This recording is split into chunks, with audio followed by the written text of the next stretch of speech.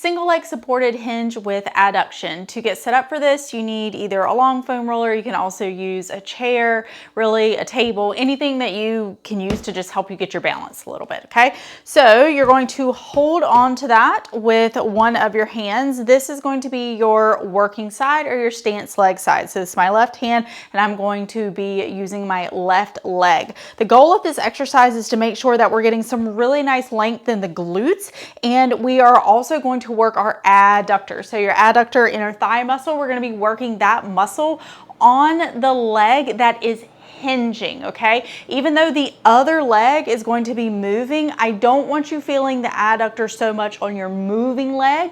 I want you feeling it on your stance leg, okay? The leg where the glute is going back, that's the leg we want the adductor working on. What you're going to do here is you're going to press down slightly into the foam roller, the chair, whatever. It's here for balance, okay?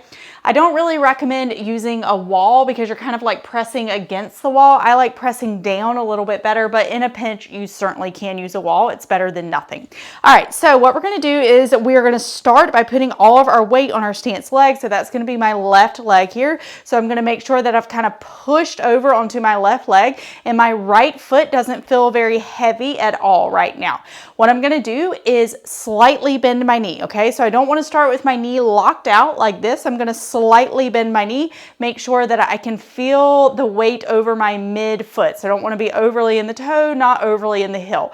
Nice and heavy in the mid foot. Now from here, I'm going to straighten my right leg, okay? So I should be here, knee gently bent on my stance leg, straighten my right leg. As I hinge back with my left hip, my right leg is going to go out to the side, okay? I want both of my toes facing forward. I don't want my right leg to point out like so. So as I hinge back on the left, that hip is going to open up. So right back here, and that right leg is going to continue to go out to the side, but I want to stay heavy on my left side, okay? Don't shift over to the right. We're staying on the left, and you will know when you're at your end range of motion when your hip is no longer opening up, okay? So remember, in a hinge, we're not doing this right here. We don't need all this curve. So we want to make sure that the hip is opening up as you go back, and you're just kind of gently pressing down. When you go to come back up, what I want you to think about is pressing into your big toe, and I want you to think about your adductor on your stance leg, pulling your leg back in, okay? We don't want to think about pulling with this leg. We're pulling with our stance leg back in, so we're getting some adductor and hip co-contracting at the same time. So you should be able to feel the hip, the glute pushing you forward, and the adductor pulling this leg back in. A couple of things to remember about this exercise is that you don't need to try and really push with this leg that's moving. It's just kind of gliding.